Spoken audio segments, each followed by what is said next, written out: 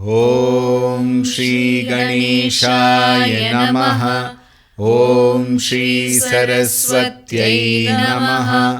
ॐ श्री गुरुभ्यो नमः।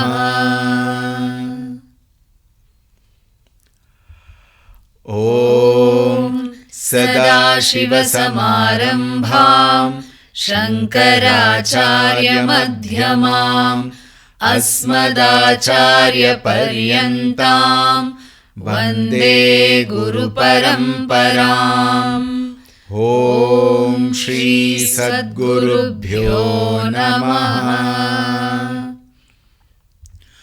ॐ ध्यायामि चिन्मयानन्दं गुरुदेवं महामतिं प्रेमपूर्णं क्रियाशीलं सदा लोकहिते रतं कृपालुं सुन्दराकारं समर्थं सत्यदर्शिनं वाचा तत्त्वप्रकाशिन्या शोकमोहविनाशिनम्।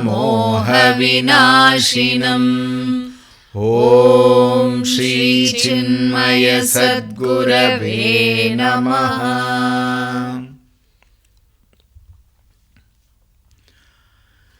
श्रीकृष्ण शरणं मम। श्रीकृष्ण शरणं मम। श्रीकृष्ण शरणं मम। श्रीकृष्ण शरणं मम। श्रीकृष्ण शरणं मम। श्रीकृष्ण शरणं मम। श्रीकृष्ण शरणं मम। श्रीकृष्ण शरणं मम। श्रीकृष्ण शरणं मम। श्रीकृष्ण शरणं मम। श्रीकृष्ण शरणं मम। श्रीकृष्ण शरणं मम। श्रीकृष्ण शरणं मम। श्रीकृष्ण शरणं मम। श्रीकृष्ण शरणं मम। श्रीकृष्ण शरणं मम। शरणं मम। शरणं मम। शरणं मम। शरणं मम। श्री कृष्णचंद्र भगवान की जय। हरि ओम। A warm welcome to this last day of this series. We will chant yesterday's portion after the dhyana shlokas, and then we will learn the 4 shlokas which are yet to complete, and then we will chant the whole chapter along with dhyana shlokas today. Therefore, there may be a small time, excess time which may be required. Please be with us. Om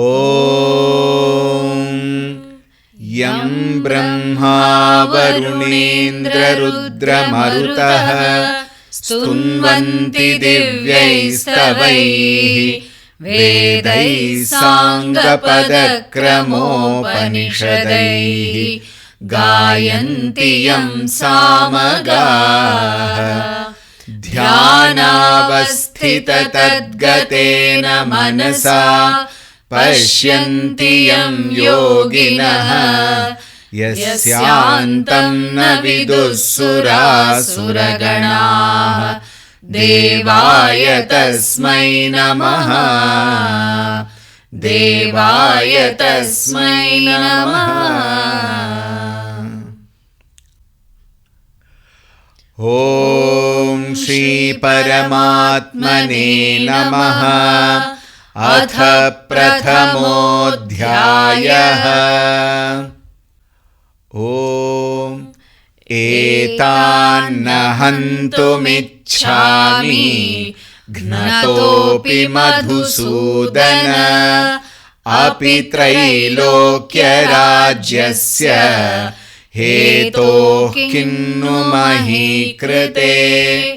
निहत्य धार्तराष्ट्रान्नः का प्रीतिः स्याज्जनार्दन। पापमेवाश्रयेदस्मात् हत्वैतानाततायिनः। तस्मान्नार्हा वयं हन्तुं धार्तराष्ट्रान् स्वबान्धवान्। स्वजनं हि कथं हत्वा सुखिनः स्याम माधव। यद्यप्येतेन पश्यन्ति लोभोपहतचेतसः। कुलक्षयकृतं दोषं मित्रद्रोहे च पातकम्। कथं न ज्ञेयमस्माभिः पापादस्मान्निवर्तितुम्। कुलक्षयकृतं दोषं प्रपश्यद्भिर्जनार्दन। कुलक्षये प्रणश्यन्ति कुलधर्माः सनातनाः।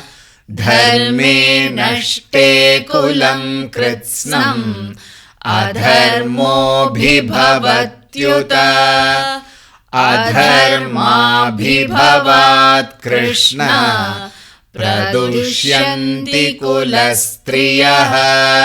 स्त्रीषु दुष्टासु वार्ष्णेय जायते वर्णसङ्करः।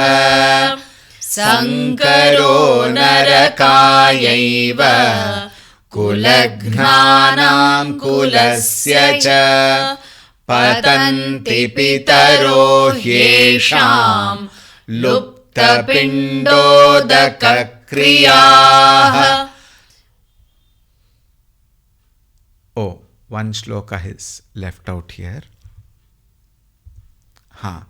It's okay. We will again chant together when we chant. Now we will continue with this. Utsannakuladharmanam. उत्सन्नकुलधर्माणाम् उत्सन्नकुलधर्माणाम् मनुष्याणां जनार्दन। मनुष्याणां जनार्दन मनुष्याणां जनार्दन। नरके नियतं वासः। नरके नियतं वासः नरके नियतं वासः। भवतीत्यनुशुश्रुम। भवतीत्यनुशुश्रुम भवतीत्यनुशुश्रुम। उत्सन्नकुलधर्माणाम् उत्सन्नकुलधर्माणाम् मनुष्याणां जनार्दन। मनुष्याणां जनार्दन। नरके नियतं वासः।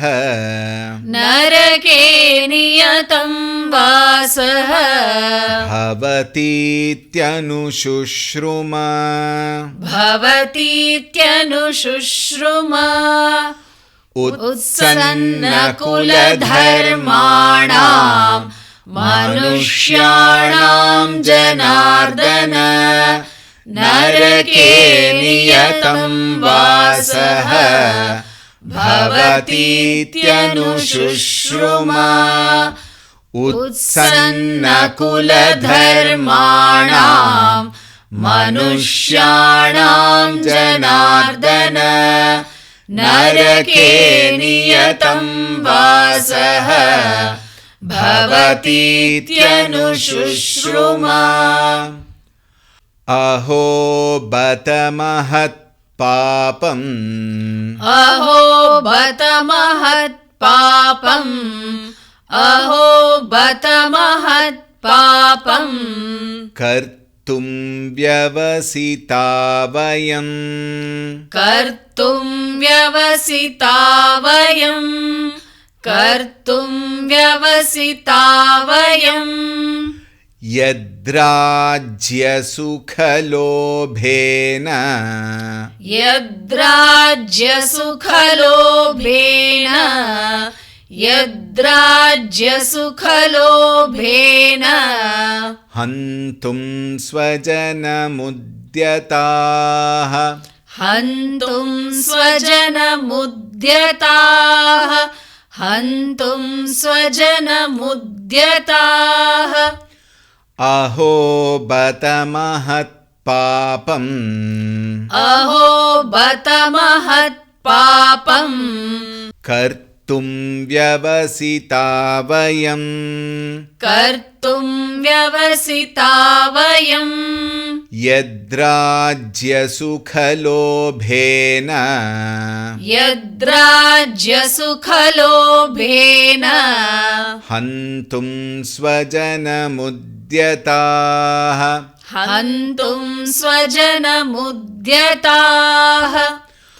अहो बत महत्पापम् कर्तुं व्यवसिता वयम् यद्राज्यसुखलोभेन हन्तुं स्वजनमुद्यताः अहो बत महत्पापम् कर्तुं व्यवसिता वयम् यद्राज्यसुखलोभेन हन्तुं स्वजनमुद्यताः यदि मामप्रतीकारम् यदि मामप्रतीकारम् यदि मामप्रतीकारम् अशस्त्रं शस्त्रपाणयः अशस्त्रं शस्त्रपाणयः अशस्त्रं शस्त्रपाणयः धार्तराष्ट्रारणे हन्युः धार्तराष्ट्रारणे हन्युः धार्तराष्ट्रारणे हन्युः तन्मे क्षेमतरं भवेत् तन्मे क्षेमतरं भवेत् तन्मे क्षेमतरं भवेत् यदि मामप्रतीकारम् यदि मामप्रतीकारम् अशस्त्रं शस्त्रपाणयः अशस्त्रं शस्त्रपाणयः धार्तराष्ट्रारणे हन्युः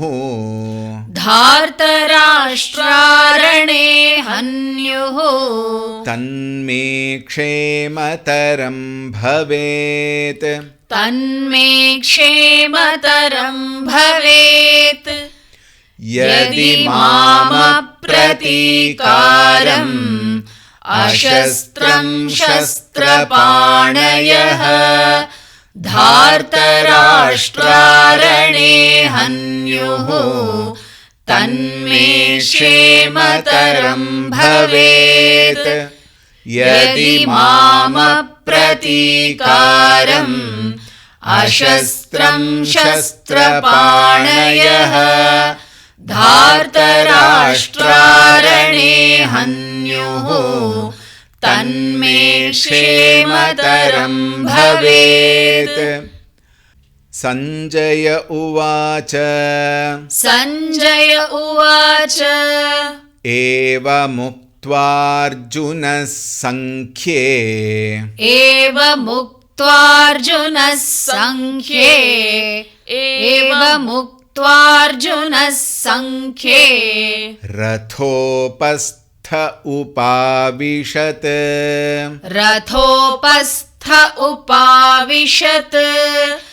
रथोपस्थ उपाविशत् विसृज्य सशरं चापम्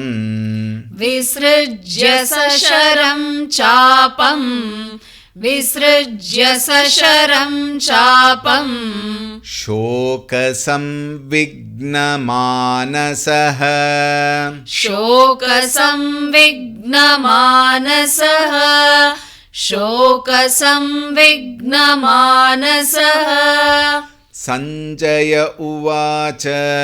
संजय उवाच एवमुक्त्वार्जुनः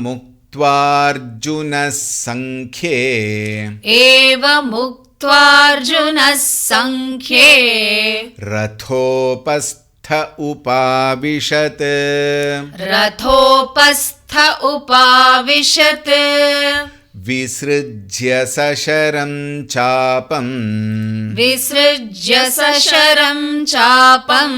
शोकसंविघ्नमानसः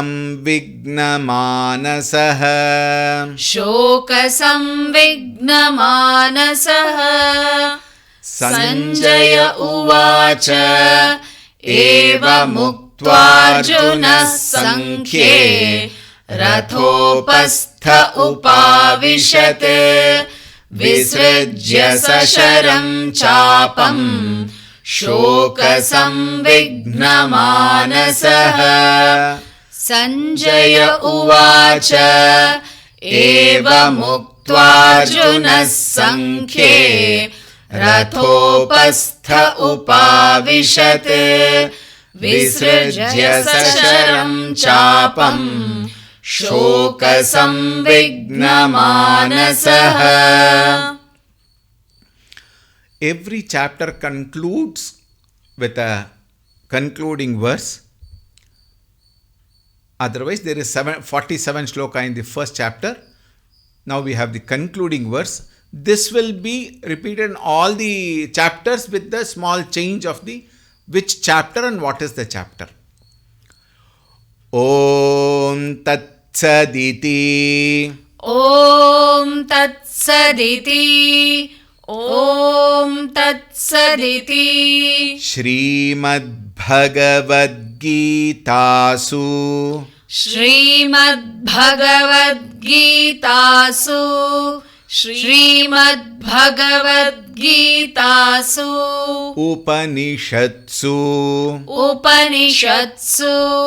Upanishatsu. Now the second line, Srimad Bhagavad Gitasu Upanishatsu, it will be printed in all the chapters, but this is a comfortable way of chanting. Brahma Vidyayam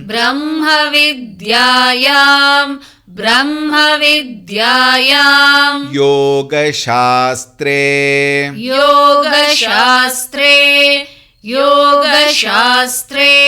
Shri Krishna Arjuna Samvade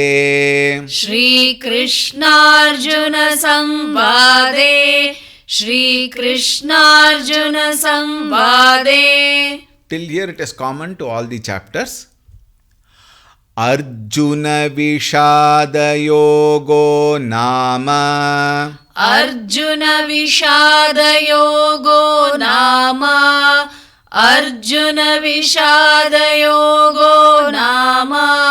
Prathamodhyayah.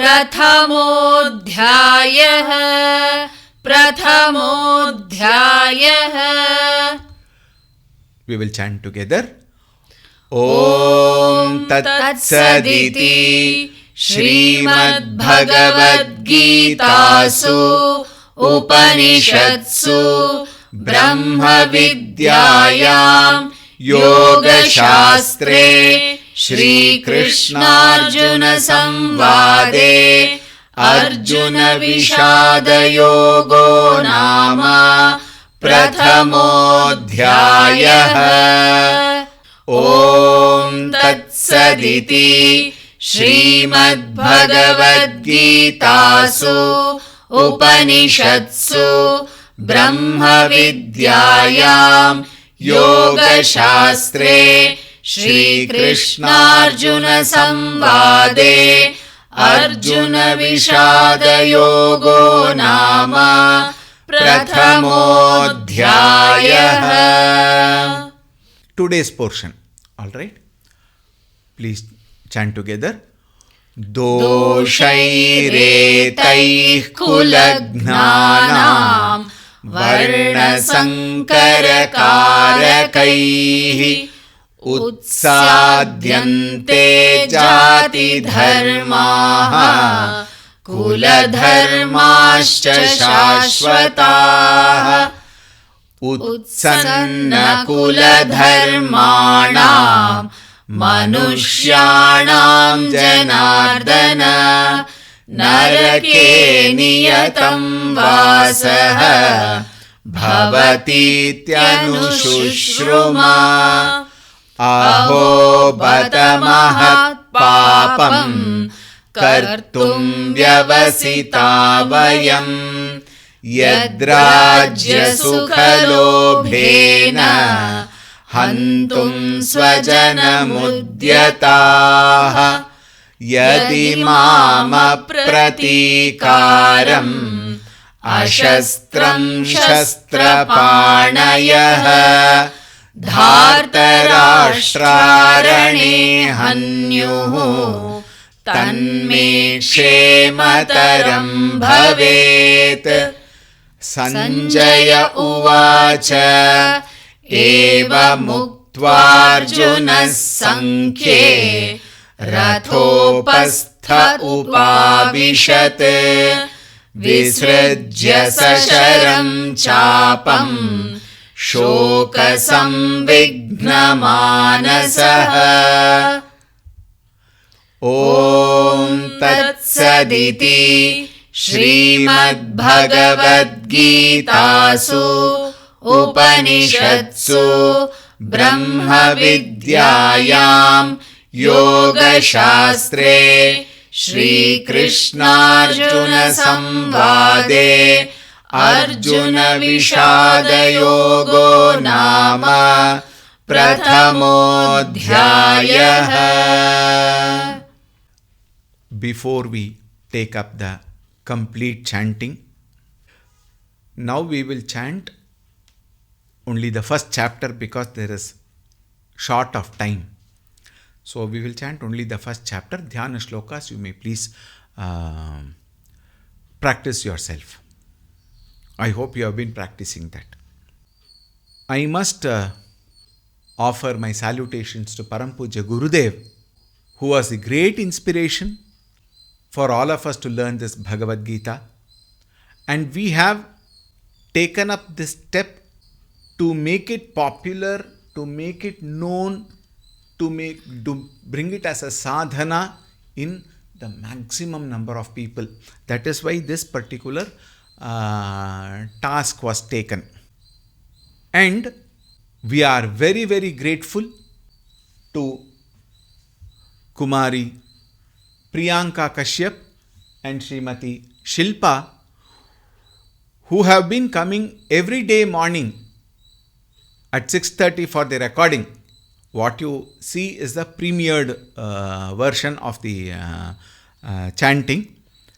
So, with lot of joy, with lot of sincerity, love, devotion, commitment, they have been coming daily and they have given us this wonderful support and facilitated us for this series of chanting.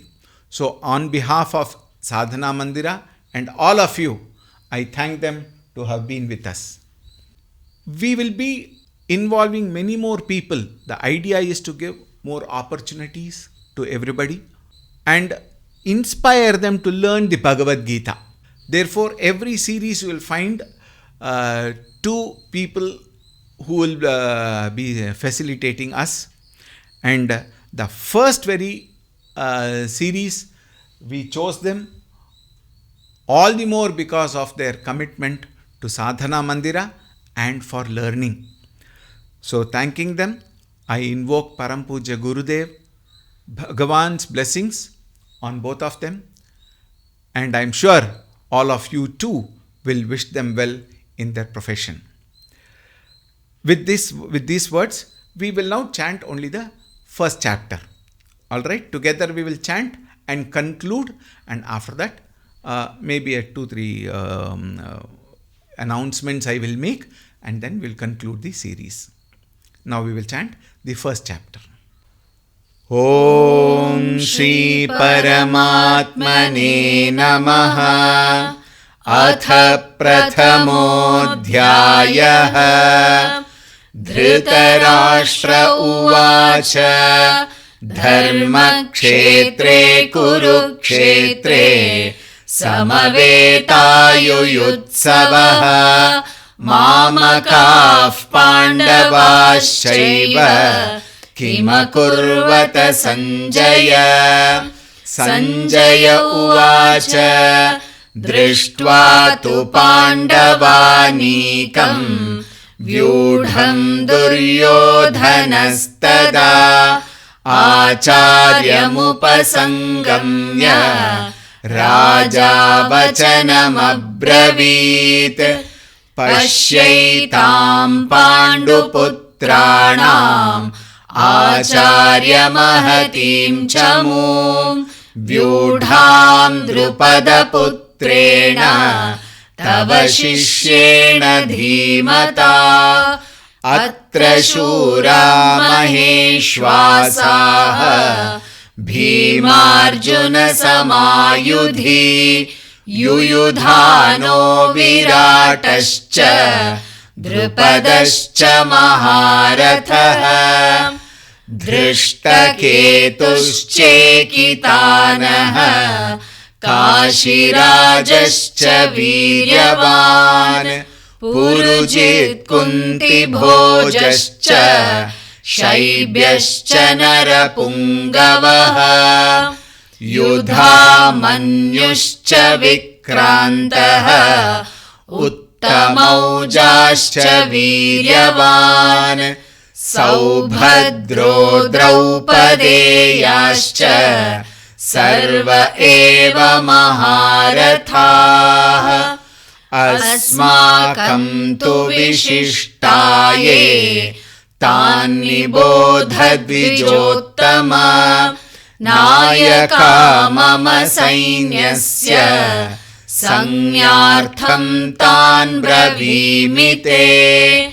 Bhavan Bhishmascha Karnascha Kripascha Samitinjayah Ashwathama Vikarnascha Saumadattistathaiva cha Anye cha Bahava Shuraha Madarthe Tyakta Jivitaha Nana Shastra Praharanaha Sarve Yuddha Visharadaha Aparyaptam Tadasmakam Balam Bhishma Bhirakshitam Paryaptam Tvidametesham Balam Bhima Bhirakshitam Ayaneshu cha sarveshu Yatha bhagamavastitah Bhishmameva bhirakshantu Bhavantas sarva eva hi. Tasya sanjanayan harsham Kuru vruddhah pitamaha Simhanadam vinadyochaihi Shankham dadmau pratapavan Tatah shankhascha bheryascha Panavanaka gomukha Sahasaivabhyahanyanta Sashabdastu mulo bhavate ततः श्वेतैर्हयैर्युक्ते महति स्यन्दने स्थितौ माधवः पाण्डवश्चैव दिव्यौ शङ्खौ प्रदध्मतुः पाञ्चजन्यं हृषीकेशः देवदत्तं धनञ्जयः पौण्ड्रं दद्मौ महाशङ्खं भीमकर्मावृकोदरः अनन्तविजयं राजा कुन्तीपुत्रो युधिष्ठिरः नकुलः सहदेवश्च सुघोषमणिपुष्पकौ काश्यश्च परमेश्वासः शिखण्डी च महारथः धृष्टद्युम्नो विराटश्च सात्यकिश्चापराजितः द्रुपदो द्रौपदेयाश्च सर्वशः पृथिवीपते सौभद्रश्च महाबाहुः शङ्खान् दद्मुः पृथक् पृथक् सघोषोद्धार्तराष्ट्राणां हृदयानि व्यदारयत् नभश्च पृथिवीं चैव तुमुलो व्यनुनादयन् अथ व्यवस्थितान् दृष्ट्वा धार्तराष्ट्रान् कपिध्वजः प्रवृत्ते शस्त्रसम्पाते धनुरुद्यम्य पाण्डवः ऋषिकेशं तदा वाक्यम् इदमाह महीपते अर्जुन उवाच सेनयोरुभयोर्मध्ये रथं स्थापयमेच्युत यावदेतान्निरीक्षेऽहं योद्धुकामानवस्थितान् कैर्मया सह योद्धव्यम् अस्मिन् रणसमुद्यमे योत्स्यमानानवेक्षेऽहं य एतेऽत्र समागताः धार्तराष्ट्रस्य दुर्बुद्धेः युद्धे प्रियचिकीर्षवः सञ्जय उवाच एवमुक्तो हृषीकेशः गुडाकेशेन भारत सेनयोरुभयोर्मध्ये स्थापयित्वा रथोत्तमम् भीष्मद्रोणप्रमुखतः सर्वेषां च महीक्षिताम् उवाच पार्थ पश्यैतान् समवेतान् कुरूनिति तत्रापश्यत् स्थितान् पार्थः पितॄनथ पितामहान् आचार्यान् मातुलान् भ्रातॄन् पुत्रान् पौत्रान् सखींस्तथा श्वशुरान् सुहृदश्चैव सेनयोरुभयोरपि तान् समीक्ष्य स कौन्तेयः सर्वान् बन्धूनवस्थितान्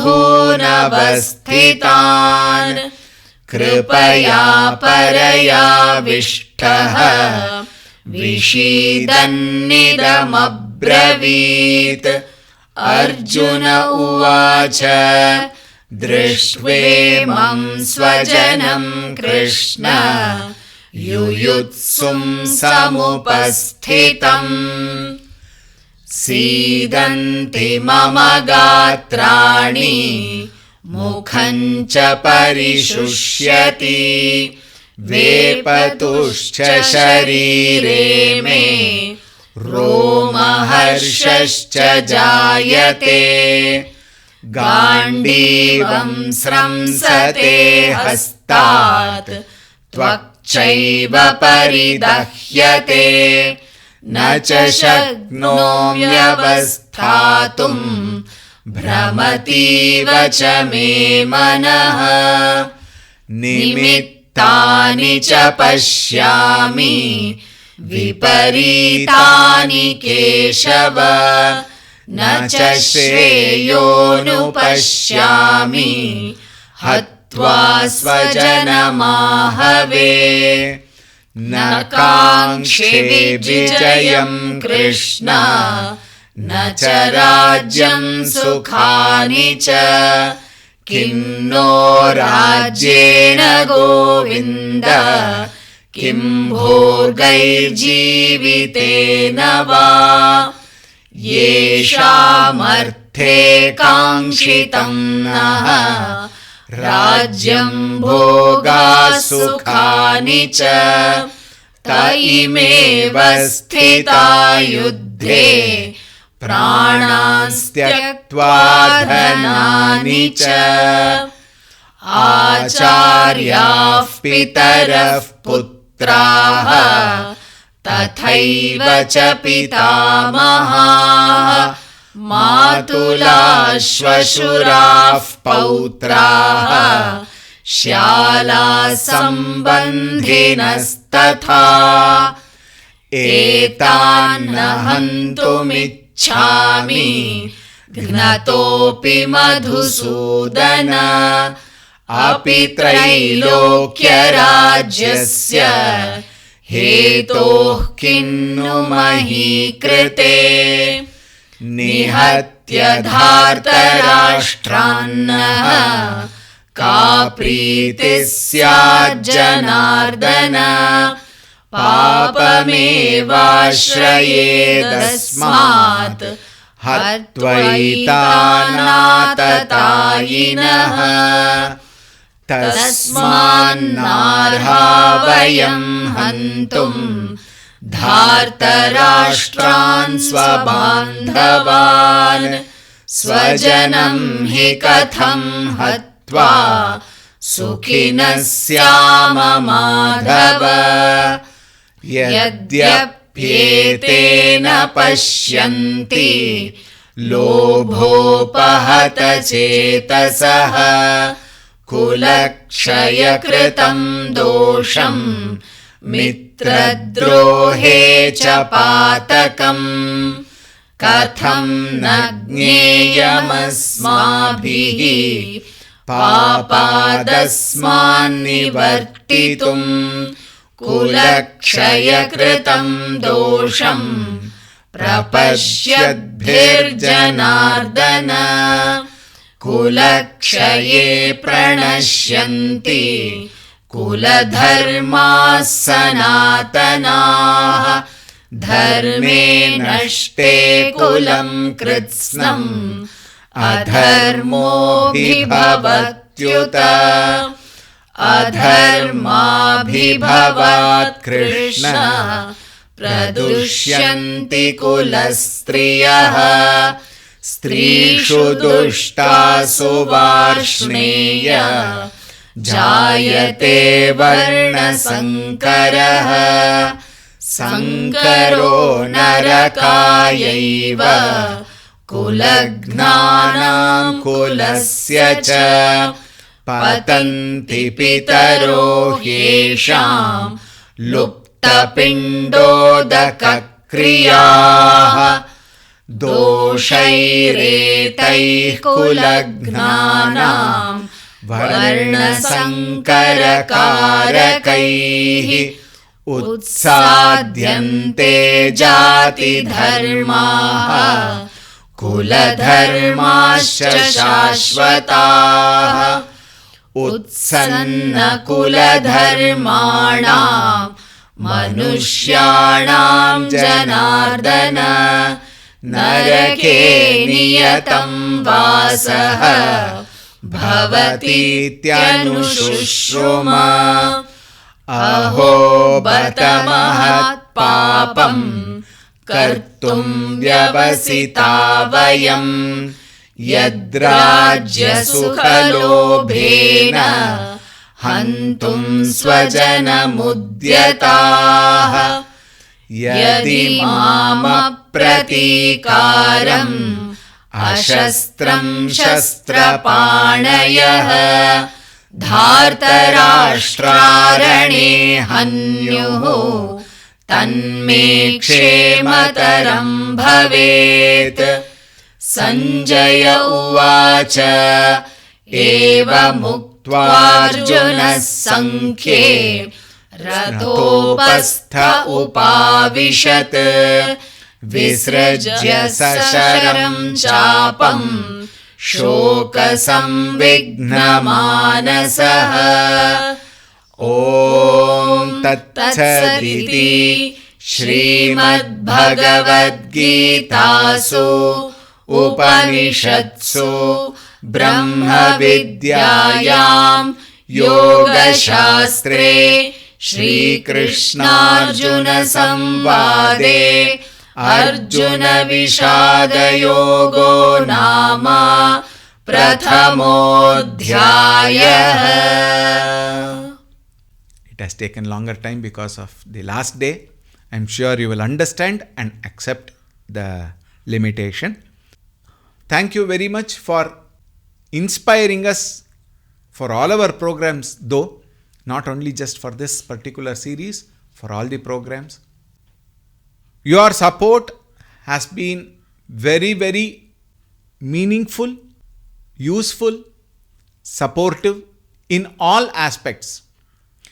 Many of you have supported us with Tanu, Mana and Dhana, of course, for which Sadhana Mandira is extremely grateful from the heart of our hearts.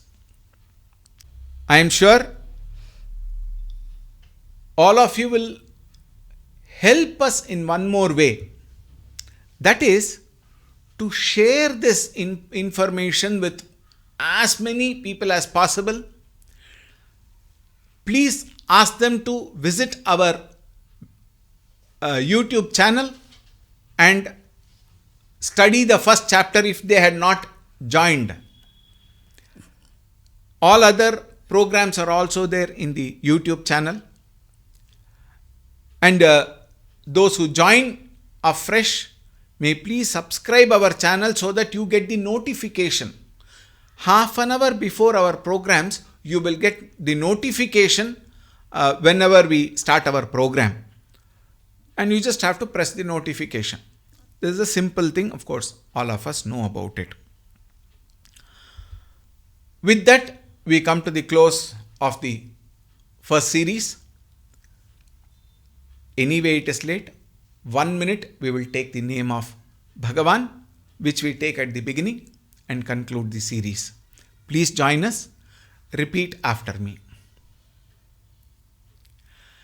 Shri Krishna Sharanam Mama. Shri Krishna Sharanam Mama. Shri Krishna Sharanam Mama. Shri Krishna Sharanam Mama. Shri Krishna Sharanam Mama. Shri Krishna Sharanam Mama.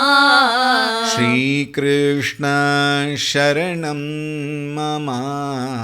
Shri Krishna Sharanam Mama. Shri Krishna Sharanam Mama. Shri Krishna Sharanam Mama. Shri Krishna Sharanam Mama. Shri Krishna Sharanam Mama. Shri Krishna Sharanam Mama. Shri Krishna Sharanam Mama. Shri Krishna शरणं मम श्रीकृष्ण शरणं मम श्रीकृष्ण शरणं मम श्रीकृष्ण शरणं मम श्रीकृष्ण शरणं मम श्रीकृष्ण शरणं मम शरणं मम शरणं मम शरणं मम शरणं मम